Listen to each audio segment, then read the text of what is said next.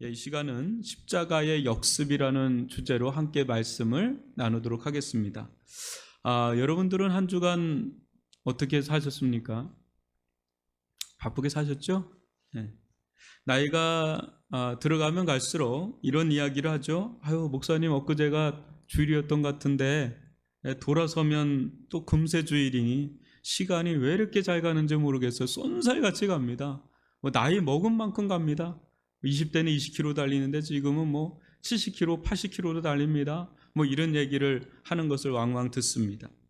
어린 나이에는 왜 이렇게 시간이 안 가지? 막 이럴 때가 있잖아요. 나도 빨리 어른이 되고 싶은데 빨리 어른이 되면 술도 먹고 그럴 텐데 어른이 안 돼도 먹긴 하던데 하여튼 그래요.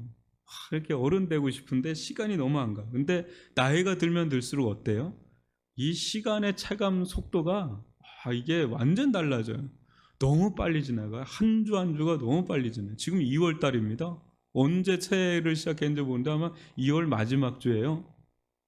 그 이유에 대해서 많은 연구가 있었는데요. 흥미로운 결과는 사람에게 새롭게 어떤 다가오는 것이 있을 때는 시간이 길게 느껴지는데 새로운 것이 없을 때는 빨리 지나간 것처럼 그렇게 느껴진다고 그래요. 똑같은 시간도.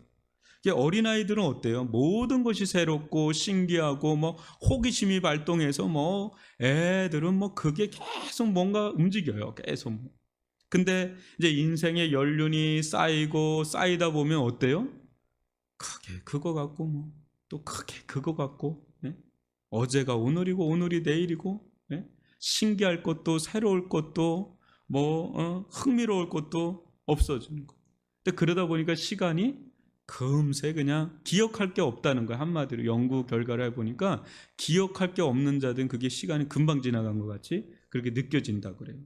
근데 롤러코스터를 타거나 왜 위기의 순간 그러면 그때는 시간이 너무 안 가는 거 있죠. 왜 천천히 가는 듯한 느낌 있잖아요. 그런 거예요. 상당히 좀 일리 있는 결과인데요. 여기에 또 하나 더 추가를 하면 눈꽃 뜰 새 없이 그냥 바쁠 때, 정말 정신없이 바쁠 때 그때 시간이 순삭이라 그러죠. 순식간에 그냥 가는 거. 그만큼 이제 나이를 먹는다는 거는 뭐예요? 이런저런 신경 쓸 일, 해야 할 일들이 많아진다는 거예요. 그 어린 애기들은 신경 쓸 일 없잖아요. 해야 할 일도 별로 없잖아요. 늘 또 새로운 일들 이런 게 있으니까 시간. 그런데 나이가 들어가면 들어갈수록 이렇게 어제가 오늘 같고 오늘이 내일 같긴 한데 새로운 거는 없는 것 같은데 신경 쓸 일들이 마음이 바쁜 삶을 살아가는 거죠. 그러니까 시간이 너무 없어요. 시간 없어요 하는 얘기들을 하게 되죠. 이런 시간의 흐름 속에 우리는 또 이 시간에 또 이 자리에 나와 있습니다. 이 시점에 저는 여러분들에게 질문 한번 던지고 싶어요. 여러분들은 이 자리에 왜 나오셨습니까? 또 이 온라인으로 예배드리는 여러분들은 이 시간에 왜 또 TV 앞에 또 온라인 또 스마트폰 또 컴퓨터 모니터 앞에 왜 나오셨습니까? 이렇게 질문을 받는다면 당연하게 다음과 같이 말을 하겠죠. 우선 당연히 예배하려고 나왔죠. 그걸 질문이라고 하고 있으세요? 이렇게 답변할지 모르겠습니다. 그러나 여러분은 또 아실 거예요. 누군가에게는 이 당연한 자리가 전혀 당연한 자리가 아니라는 것을 아실 겁니다. 아니, 저 사람들은 왜 저렇게 살지? 시간이 아깝지 않나? 왜 저 시간에 저렇게 저기 가 있지? 당체 이해가 되지 않는다. 나도 그 안에 따라서 한번 교회 가봤는데 지루해서 죽다가 살아. 난 다시 먹어요. 어떻게 거기에 앉아 있어? 그렇게 얘기하시는 분들이 있죠. 도대체 이해가 되지 않습니다. 그러나 이해되지 않는 것은 또 있습니다. 여러분들은 예수님의 십자가 죽으심과 나의 삶과 무슨 상관이 있다고 여기십니까? 우리가 이렇게 예배당에 나온 이유는 하나님께 예배하기 위함입니다. 또 믿음의 지체들과 함께 교제하기 위함입니다. 그러나 우리의 삶 대부분의 관심사는 하나님과 또 믿음의 지체인 성도들과의 만남이 아니라 다른 영역에 다른 데에 관심이 참 많습니다. 여러분 어때요? 우리는 어느 때는 질병, 또 어느 때는 건강에 참 관심이 많아질 때가 있지요. 또 어느 때는 집이나 물질에 관심이 많아질 때가 있습니다. 또 어느 때는 또 어떻습니까? 사람들과의 갈등, 또 직장에서의 어떤 주어진 업무, 또 일들, 또 어때요? 성과, 승진, 이런 부분에 참 관심이 커질 때가 있지요. 또 어떻습니까? 젊은이들 같은 경우는 연애, 또 결혼, 취업, 직장 이런 부분에 참 관심이 또 많죠. 가정을 이루면 또 어떻습니까? 특히나 이 자녀 문제에 관심이 크죠. 남편, 또 아내, 부모님께 관심을 갖습니다. 이런 부분에 있어서 이렇게 교회에 나오는 우리들이나 교회를 나오지 않는 세상 사람들과 별반 다를 게 없을 정도로 그런 그때그때마다 우리의 관심을 쏠리게 만드는 일들이 참으로 많죠. 그러다 보니까 이런 생각이 들 때가 있지 않습니까? 아니, 나는 지금 이런 문제가 참 심각한데, 아니 십자가, 하나님의 십자가라니, 지금 그 문제하고 그 십자가하고 내 문제랑 무슨 상관이야? 죄나 구원 문제는 모를까? 지금 내 삶은 지금 그게 필요한 게 아니라고. 지금 나에게는 하나님의 지혜가 필요하다고요. 하나님의 능력이 필요하다고요. 목사님, 지혜의 말씀, 하나님의 지혜의 말씀 주세요. 능력의 기도를 해주세요. 지금 이 문제가 너무 심각해요. 아마 그런 마음으로 앉아있는 분들이 있으실 겁니다. 그러다 보니까 왠지 모르게 나의 실제적인 어떤 삶과 이 동떨어져 보이는 십자가는 나의 어떤 공적인 삶이 있죠. 나의 공공한 어떤 공적인 삶이 아니라 나의 어떤 사적이고 종교적인 삶에만 필요한 것처럼 여겨질 때가 많습니다. 십자가를 부인하진 않지만 십자가가 내 공적인 모든 영역에 필요한 게 아니라 내 사적이고 내밀하고 종교적인 영역에만 필요한 것처럼 느껴질 때가 많죠. 근데 계속해서 십자가를 바라보라, 그렇게 한다면 이는 현실과 얼마나 동떨어진 것처럼 들리겠습니까? 세상 사람들은 말합니다. 지금 나에게는 집을 사야 될지 말아야 될지 그게 중요하다고요. 지금 나에게는 주식을 사야 될지 말아야 될지 그게 중요하다고요. 지금 나에게는 연애를 할지 말아야 될지, 결혼을 해야 될지 말아야 될지, 결혼을 하고 나서 애를 낳아야 될지 말아야 될지 지금 그게 중요하다고요. 지금 나에게는 건강이 그 무엇보다, 일이 그 무엇보다 중요하다고요. 지금 나에게는 가정이 중요해요. 자녀의 문제가 중요해요. 남편과 아내의 문제가 지금 중요하단 말이에요. 그런데 그런 나와 십자가가 무슨 상관이에요? 예? 저는 예수님 왜 십자가에 저렇게 죽으셨는지 이해가 되지 않습니다. 그게 나하고 무슨 상관이에요? 그렇게 내가 뭔가 문제가 있는 거 맞아요? 저 그렇게 큰 문제는 아니거든요. 근데 제가 뭐가 문제인데 십자가에서 죽으셨다고 그게 나와 상관이 있다고 그래요? 도대체 이해가 되지 않습니다. 이렇게 이야기를 하죠. 전도를 하고 얘기를 하다 보면. 지난주에도 말씀드렸다시피 예수님은 어때요? 예수님은 우리의 주된 관심사항들이 있죠? 그 관심사항들을 다 넉넉히 해결하고도 남을 정도의 충분한 능력이 있는 분이십니다. 그죠? 예수는 그런 능력이 있는 분이시잖아요? 그래서 만약에 예수님께서 이런 능력을 지금도, 그때 당시뿐 아니라 지금도 기도를 했다면 응답해주고, 기도를 했다면 응답해주고, 그렇게 한다면 세상을 진짜 예수를 주라고, 왕이라고, 하나님의 아들이라고 그렇게 인정하는 건 일도 아니게 될 겁니다. 지금도, 그때 당시뿐 아니라 지금도. 근데 예수는 그 길을 가지 않으세요.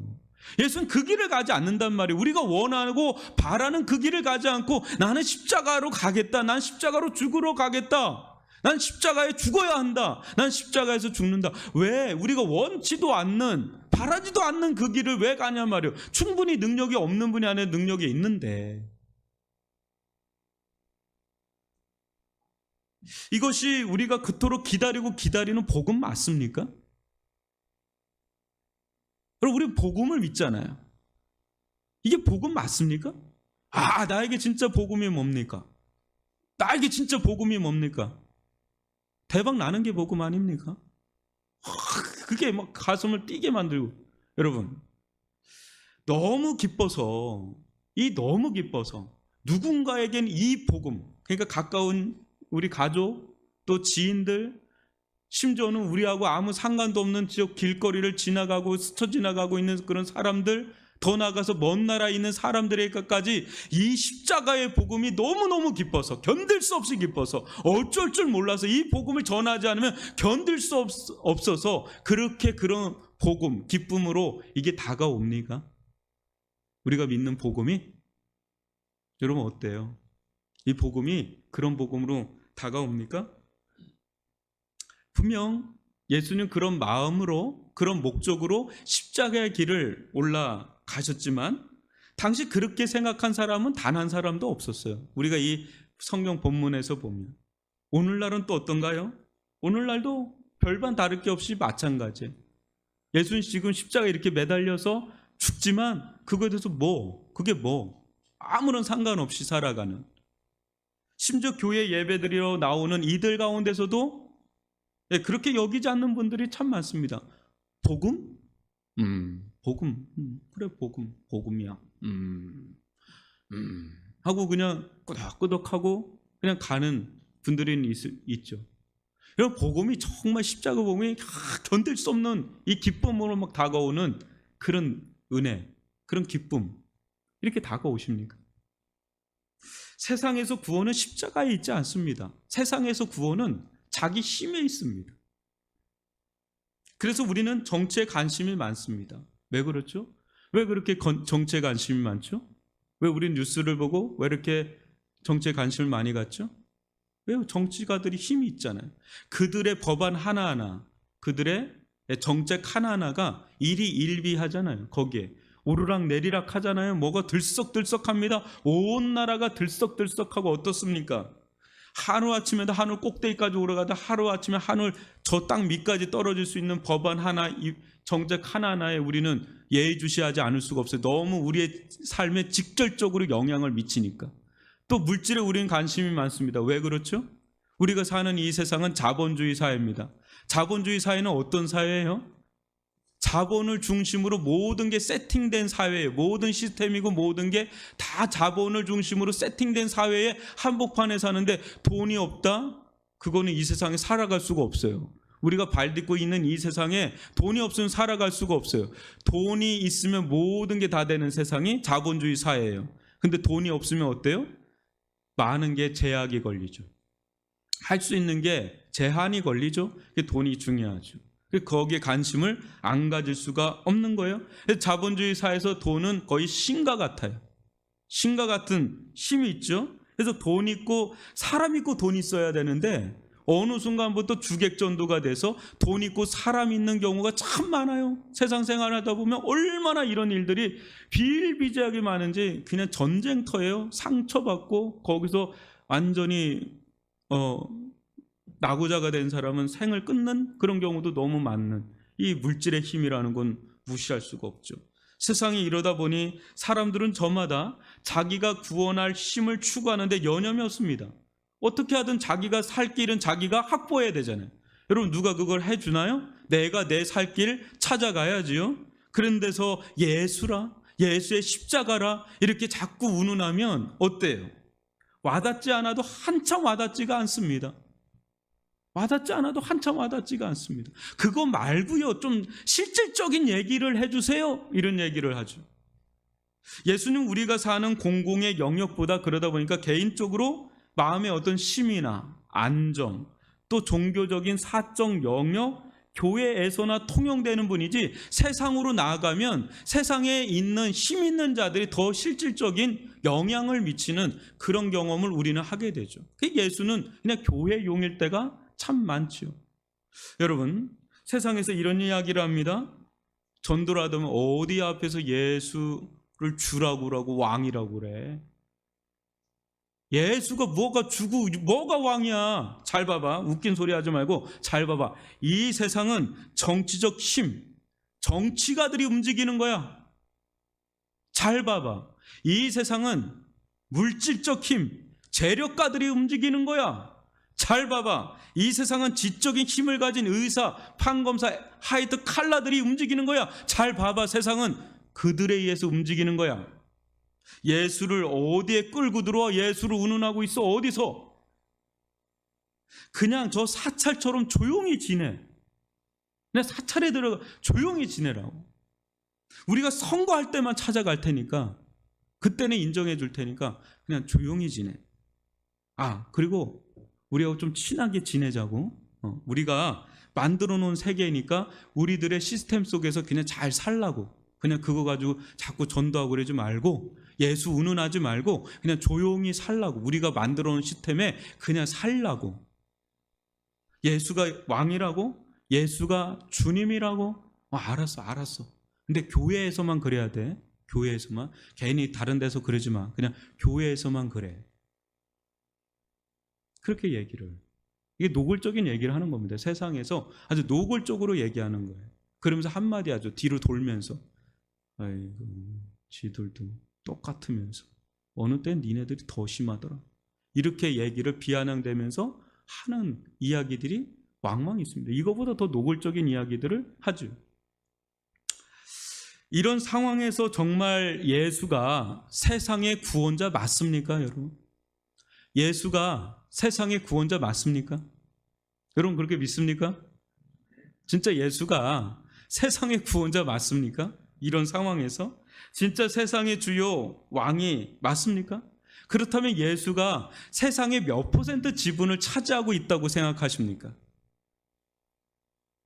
성경대로 말하자면 100% 지분을 차지하는 게 맞아요. 그죠? 예수는 이 세상의 왕이시니까, 주인이시니까, 창조주니까 이 세상의 지분을 100% 차지하는 게 맞는데, 여러분 어때요? 적어도 우리한테는 그래야 되는데, 우리가 살아가는 이 세상에서 세상도 예수님을 그렇게 보지 않을 뿐더러 우리도 심지어 그렇게 보지 않을 때가 많습니다. 왜요? 우리가 사는 이 땅, 여기 이 땅에서 실질적으로 우리에게 영향을 미치는 거는, 우리가 이 땅에 이제 여기 교회에서 같이 예배 드릴 때는 예수 하지만, 여러분 이제 바깥으로만 나가면 어때요? 예수란 얘기를 거의 듣지를 못하실 겁니다. 그런 데서 실질적인 영향을 미치는 건 내 직장 상사고, 이 시대의 정치가들이고 경제가들이고, 그런 사람들이 이 세상에 우리에게 실질적으로 더 영향을 미치지, 예수는 어디에 계신 거예요? 여러분 예수를 보십니까? 교회에서 예수가 보이십니까? 교회를 넘어서 세상에서 예수가 보이십니까? 예수가 왕이시라면서요. 예수가 주라면서요. 근데 예수는 어디 계신 거예요? 우리가 믿는 예수는 과연 이 세상에 어디 계신 거죠? 불러도 대답 없는 너 같은 분 아니에요?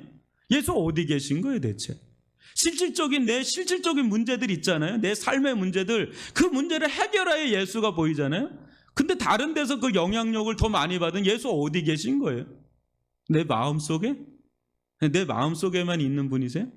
그게 진짜 주 왕 맞습니까? 예수 어디 계신 건가요? 여러분 한번 예수가 어디 계신지 33절로 34절을 같이 교독으로 읽어보겠습니다. 어디 계시면 여기 계시는 거예요. 제6시가 되매 온 땅에 어둠이 임하여 제9시까지 계속하더니, 제9시에 예수께서 크게 소리 지르시되 엘리 엘리 라마 사박다니 하시니, 이를 번역하면 나의 하나님 어찌하여 나를 버리셨나이까 하는 뜻이라. 한번 보십시오. 오늘날도 그렇지만 당시 어떤 권력자와 비교도 할 수 없는 로마 황제의 힘을 등에 업고 있는 이 로마 군병들이 예수를 둘러싸고 있고, 또 유대 터줏대감이라고 할 수 있는 이 바리새인들과 종교 지도자들, 서기관들, 또 그들이 둘러싸고 있고, 수많은 민중들이 예수를 둘러싸고 있는 이런 가운데 예수는 구원자이긴커녕 정말 아무것도 아닌, 저주받아 처참하게 죽는 죄인 신세에 불과한 그런 자 아닙니까?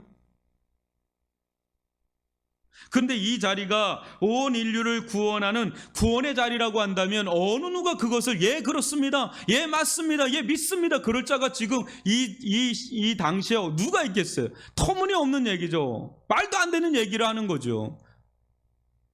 이 자리는 그저 어둠이 임하는 자리입니다. 이 자리는 그저 그분의 울부짖는 소리처럼 버려짐의 자리예요. 엘리 엘리 라마 사박다니, 나의 하나님 어찌 나를 버리셨는가, 버리짐의 자리고, 그 자리는 죽음이 엄습하는 자리일 뿐입니다. 오늘날 예수님이 오셔도 예수님은 이때 당시와 똑같은 대우를 받습니다. 십자가에 못 박을 거란 말이죠. 예나 지금이나 세상의 본질은 똑같아요. 예수님을 그렇게 추앙하면서 하는 세상은 단 한 번도 없습니다. 예수님 그냥 그런 분이 그렇게 죽으신 분이란 말이에요. 그런데 이 자리에서 아주 이상한 일이 두 가지가 일어납니다. 여러분 37절로 39절을 한 절씩 읽어보겠습니다. 예수께서 큰 소리를 지르시고 숨지시니라. 이에 성소 휘장이 위로부터 아래까지 찢어져 둘이 되니라. 예수를 향하여 섰던 백부장이 그렇게 숨지심을 보고 이르되 이 사람은 진실로 하나님의 아들이었도다 하더라. 아멘. 하나는 예수님께서 큰 소리를 지르고 숨지자 저 멀리 있던 이 성전 성소의 이 거대한 휘장이 위로부터 아래로 쭉 찢어져 둘이 된 겁니다. 또 다른 하나는 십자가에 못 박은 이 로마 백부장 중 한 사람이 그렇게 숨지시는 것을 보고 이 사람은 진실로 하나님의 아들이었도다 이렇게 고백하는 겁니다. 이 두 가지 사건이 의미하는 바가 무엇일까요? 마가는 왜 이 두 가지의 사건을 기록한 것일까요? 첫째는 성소 휘장의 찢어짐입니다. 여러분은 이상하지 않습니까? 예수님께서 죽으시자마자 저 멀리 있던 헤롯 성전에 이 거대한 성전에 이 성소의 그 휘장이 이게 쫙 찢어지는 겁니다.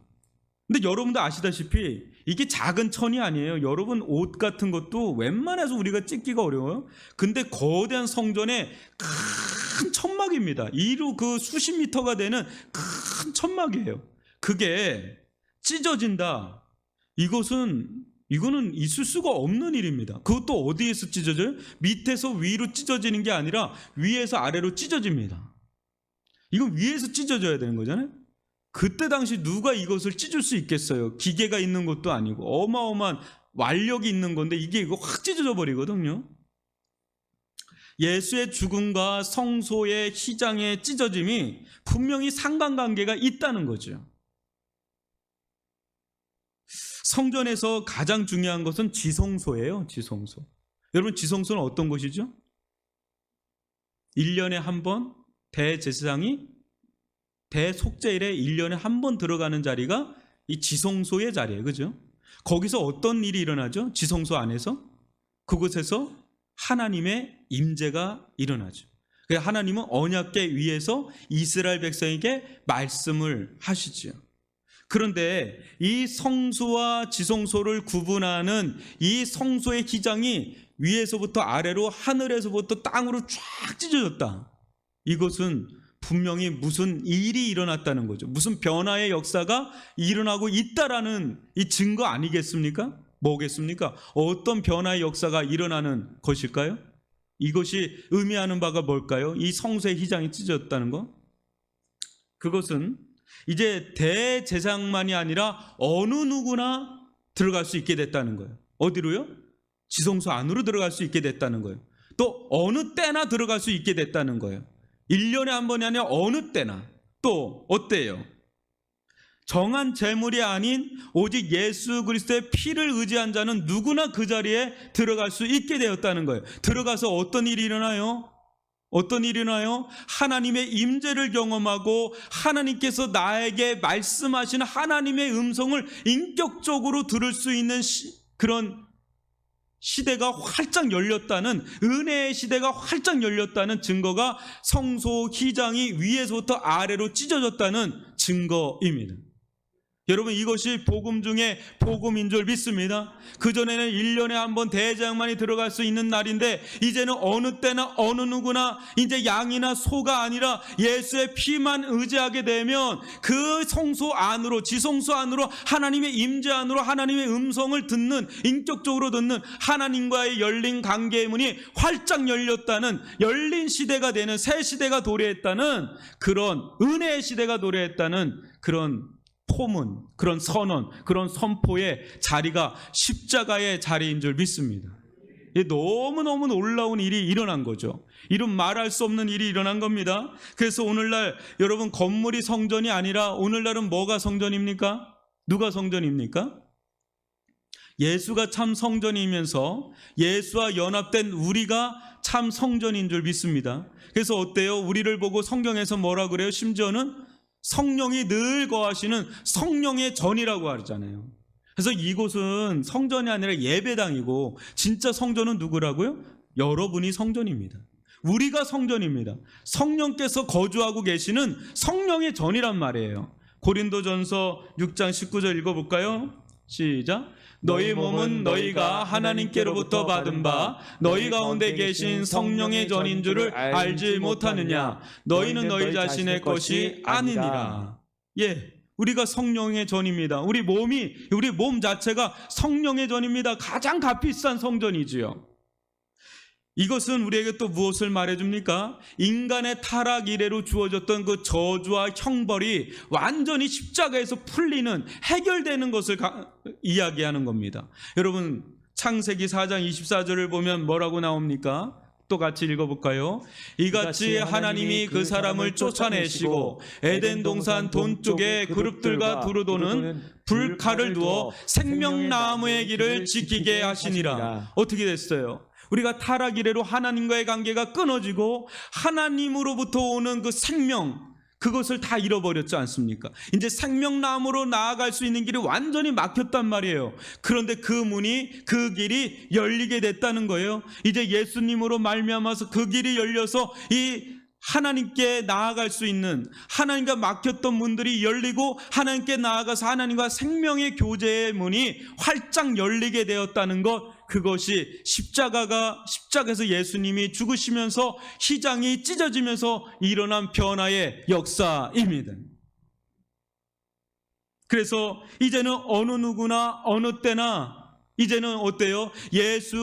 하나님의 어린 양 대신 예수의 피를 의지해서 완전한 제사가 되는 예수의 피를 의지해서 나아가는 자에게 하나님은 언제든지 우리를 받아주시고 용서하시고 하나님과의 생명의 관계로 끌어들이시면서 어때요? 이제 하나님과의 관계 교제 안으로 우리가 들어갔다는 선포요 선언의 자리가 십자가의 자리라는 거죠. 이것이 복음입니다. 그래서 요한복음 10장 9절과 10절을 또 교독으로 읽어봅니다. 내가 문이니 누구든지 나로 말미암아 들어가면 구원을 받고 또는 들어가며 나오며 꼴을 얻으리라. 내가 온 것은 생명을 얻게 하고 더 풍성히 얻게 하려는 것이라. 여러분 어때요? 우리가 예수님을 간통하면 생명을 얻습니다. 그러나 예수님을 통해서 들며 날며 우리는 생명의 풍성한 꼴을 얻게 되는 줄 믿습니다. 이제 자유의 문이 열리게 되었고 언제든지 하나님과 교제를 이루게 되었고 그 속에서 우리는 영생을 누리게 되는 축복을 받게 되는 거지요. 여러분 시브리서 또 10장 17절로 20절을 교독하겠습니다. 또 그들의 죄와 그들의 불법을 내가 다시 기억하지 아니하리라 하셨으니 이것들을 사하셨은즉 다시 죄를 위하여 제사 드릴 것이 없느니라. 그러므로 형제들아 우리가 예수의 피를 힘입어 성소에 들어갈 담력을 얻었나니 그 길은 우리를 위하여 휘장 가운데로 열어 놓으신 새로운 살 길이요 휘장은 곧 그의 육체니라. 예, 그렇습니다. 찢어진 휘장은 예수님의 찢겨진 몸을 상징한다는 거예요. 예수님의 몸이 십자가에서 산산이 찢겨질 때 비로소 하늘에 막혔던 문이 찬란하게 열리는 그런 은혜가 임하게 된 거죠.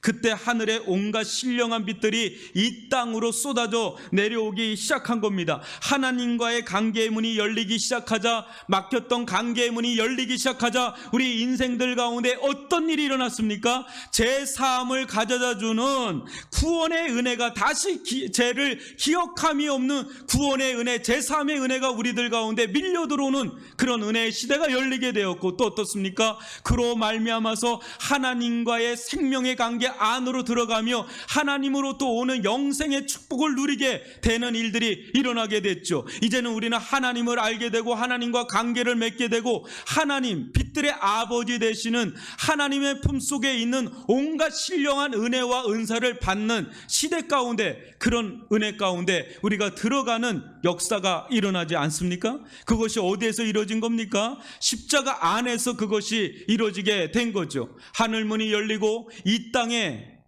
여러분 하늘 문이 안 열린 자들은 다 이 땅의 자원들만 가지고 아둥바둥 살아갑니다. 땅에 코 박고 살아가기 바쁜 거예요. 이것을 얻어야 되고 이것을 얻어야 되고 이것을 얻어야 되고 이 자원, 이 땅의 자원을 서로 뺏고 빼앗기면서 이 땅을 그렇게 살아갑니다. 우리도 그렇게 살아왔지요. 근데 어느 순간 예수님을 만났습니다. 십자가를 간통하게 되었습니다. 그 순간에 하늘문이 있다는 걸 알게 되었습니다. 하늘이 열리는 개안의 역사가 일어나게 되었습니다. 그 순간에 하늘의 신령한 은혜들이 우리 영혼 가운데, 우리 마음 가운데 쏟아져 내려오는데 하늘 자원이 있다는 걸 알게 된 거예요. 측량할 수 없는, 이름 말할 수 없는 하늘 자원이 있다는 걸 알게 됐지요. 거기서 우리는 성령을 받습니다. 거기서 우리는 믿음을 얻습니다. 거기서 우리는 하늘의 지혜를 얻게 됩니다. 우리는 거기서 능력을 얻게 됩니다. 그러면서 이 땅의 자원으로만 사는 것이 아니라 하늘의 자원으로 사는 것이 이 땅을 사는 길이구나, 이걸 깨닫게 되죠. 이것이 복음입니다. 이것이 십자가로 말미암아 열린 사건입니다. 이것이 성소의 휘장이 찢어진 사건으로 말미암아 우리들에게 덥석덥석 다가오는 은혜의 산물들이지요. 이 은혜를 누릴 수 있기를 바랍니다. 이 은혜를 지금 이 마가복음을 듣고 있는 이 로마 성도들이 이것을 경험한 자들이에요. 로마 한복판에서 이 말로 할 수 없는 하늘문이 열리는 걸 경험하니까 그들은 다음과 같은 고백을 하지 않을 수가 없는 겁니다. 이 로마 백부장 같은 고백을 하는 거죠. 뭡니까? 마가복음의 가장 하이라이트가 될 수 있는 고백이 이 고백이에요. 이 사람은 진실로 하나님의 아들이었도다. 예수님의 십자가 죽으심 이후에 일어난 이 고백이 의미하는 바가 무엇일까요? 여러분, 이는 지금까지 이 마가복음의 대질문이 있죠. 예수는 과연 누구냐? 예수는 과연 누구냐? 그것을 계속해서 마가복음은 질문을 던져왔단 말이에요. 귀신을 쫓아내고 오병이어를 하고 죽은 자를 살아내는 그 광경의 한복판에서 예수는 과연 누구냐라는 질문을 계속해서 끊임없이 던져오다가 최종 답변이에요. 뭡니까? 이는 진실로, 이 사람은 진실로 하나님의 아들이었도다. 그것도 유대인의 입술이 아닌 이방인, 특히 이 오리지널한 이 로마인의 입술을 빌어서 최종 답변이 나왔다는 게 의미심장합니다. 예수는 로마인의 눈으로 볼 때도 진실로 하나님의 아들이십니다. 여러분, 지금 우리는 이때 당시 문화하고는 전혀 다른 문화에 살고 있어요. 로마 황제 문화가 아니잖아요. 우린 자유민주주의 국가에 있기 때문에 이 문화를 이해하기가 참 어렵습니다. 조금 이해하려면 공산주의 정권에 있을 때나 이게 좀 와닿는 이런 문화예요. 그런 문화 속에서 한번 보십시오. 이 로마 백부장의 눈에 예수는 그냥 사람입니다. 그것도 아주 미개한 식민지 백성 중에 하나, 그것도 정치적 반란을 꾀하다가 비참하게 십자가에 달려 죽는 제수, 그런 자에게, 이런 자에게 이런 고백은 어울리지 않지 않습니까? 여러분, 시오노 나나미의 로마인 이야기를 보면 로마 백부장에 대해서 뭐라고 이야기를 하냐면 로마의 등뼈라고 해요. 그러니까 이게 무슨 말이냐면 로마를 로마되게 한 자들은 이 로마 백부장들이에요. 이들은 아주 야전병들이에요. 아주 그냥 전 세계 아주 곳곳에 들어가서 전쟁에 최앞장서서 전쟁을 치르는 백병 야병전 같은 그런 사람들이에요. 그러다 보니까 이 사람들은 황제파 중에 황제파예요. 근데 이 사람들은 이 로마가 전 세계를 제패하는 과정에서 경험을 합니다. 뭘 경험하냐면 수많은 이교 족속들을 계속해서 승리를 해나가면서 거기서 수많은 신들을 보지 않겠어요? 이 나라에 가면 이런 신을 신기고 저 나라 가면 저런 신을 신기고 그 신들을 접하고 그 족속들을 이겨나가면서 그들은 피부적으로 깨닫습니다. 아주 깨달아 경험을 합니다. 뭐냐면 신들 중에 신은 로마 황제구나. 왜? 다 지잖아요. 로마 앞에 다 굴복하잖아요. 이 세상의 신은 오직 로마 황제구나라는 것을 피부적으로 현장에서 깨닫고 있었던 자들이 로마 백부장들입니다. 지금 이 사람도 파병을 받아서 이스라엘로 파병돼서 그것을 경험하고 있는 자예요. 그런 자가 뭐 어쩔 수 없는 어떤 외압이 있는 것도 아니고 어떤 침에 의해서 굴복되는 것도 아니잖아요. 그냥 예수가 그냥 죽는 거잖아요. 한 사람이 그냥 처참하게 죽는 광경을 보는 뭐 외압이 있는 것도 아닌데, 지금 이 시점에 어쩌면 이토록 진실하게 이런 엄청난 고백을 황제가 아닌 예수에게 돌릴 수 있단 말입니다. 자기가 섬기고 있는 황제에게 유일하게 돌릴 수 있는 고백을 어떻게 이 처참하게 죽은 젊은 예수에게 돌릴 수 있느냐 말이에요. 유대 청년에게. 이 말은 예수를 사적이고 종교적인 영역의 자리가 아니라 실질적인 공공의 영역의 자리로 끄집어내는 거예요. 그것도 어느 자리까지 끄집어내는 거예요? 황제의 자리 그 이상으로 예수님을 올려놓고 있는 고백이 지금 이 고백입니다. 여러분, 이것이 지금도 그렇겠지만 더더군다나 당시 얼마나 이 고백이 시대를 향한 도전이고 저항이겠습니까? 자기가 지금 주군으로 섬기고 있는 황제를 배신하는 말이에요. 이게 진짜 정치적 반역죄예요. 이게 이 고백을 한다는 건. 더더군다나 유대인의 갇힌 하나님의 아들이 아니라 지금 이 고백 속에서 우리는 뭘 봅니까? 자신과 같은 이방인, 그것도 세계 최고의 선진국이라고 할 수 있는 로마인이나 또 저 미개한 족속이나 할 것 없이 상관없이 온 인류에게 모든 경배와 존귀와 찬송과 영광을 받으시기에 합당하신 하나님의 아들이시라고 지금 공적으로 고백하고 있는 장면이 지금 로마 백부장의 고백이라는 거예요. 1세기 로마 성도들은 이 백부장처럼 예수를 자신의 삶 중에 사적이고 종교적인 영역에서만 이 고백을 한 게 아닙니다. 지금 이 마가복음을 받아들인 이 1세기 로마 성도들은 은밀하게 이걸 받아들인 게 아니라 공공의 영역으로까지 확대해서 굳게 그것을 믿었어요. 그리고 그걸 믿었는데 그 믿음의 길을 저해하고 심지어 순교를 요구하는 길이 오면 그들은 기꺼이 그걸 부인하지 않고 순교의 길을 갔습니다. 실질적으로. 왜요? 왜 그랬을까요? 어린아이들까지 그랬어요. 왜 그랬을까요? 교회용이 아니라니까요. 이 고백이. 그때 당시 황제를 숭배하지 않으면 너 죽이겠다 할 때 그들은 기꺼이 순교의 제물이 됐단 말이에요. 실질적으로. 실질적인 겁니다. 그들에게 실질적인 겁니다. 왜요? 진짜니까. 진짜니까. 여러분, 우리가 믿는 예수는 진짜입니까? 가짜입니까? 진짜가 아니면 저는 이 자리에 안 섭니다. 진짜니까. 진짜니까 그 길 간 겁니다. 사랑하는 성도 여러분, 다시 돌아와서 당시 이 로마 황제보다 더 위대하신 예수, 본래 그 신성과 능력과 권세와 영광과 존귀가 충만하신 하나님의 아들, 이 예수 그리스도께서 왜 십자가에서 죽으신 것일까요? 이 시점에서 이 로마 백부장의 고백을 기점으로 다시금 역으로 한번 되짚어서 한번 물어보십시오. 왜? 능력이 없는 분도 아닌데 굳이 왜 그 길을 가셨을까? 능력이 없어서가 아니라 왜 그 길을 그분은 왜 그 길을 굳이 그 길을 가셨을까? 한번 되짚어보고 되감아보고 복귀해보고 물어보고 계속 물어보면 why 왜 그러신 겁니까? 능력이 없는 분이 아닌데 왜 그러신 것입니까? 지혜가 없는 분이 아닌데 왜 그런 것입니까? 우리가 계속해서 질문한다면 어느 순간 우리는 십자가에서 우리를 향한 끊임없이 꿈틀거리는 하나의 뜨거운 심장, 하나님의 심장을 발견할 수 있습니다. 이 십자가에서. 십자가의 속에서 찬란하게 빛나고 있는 하나님의 영광스러운 사랑의 그 광채를 발견할 수가 있습니다. 사랑이 아니면 예수님은 굳이 그 길을 갈 일이 없었던 거죠.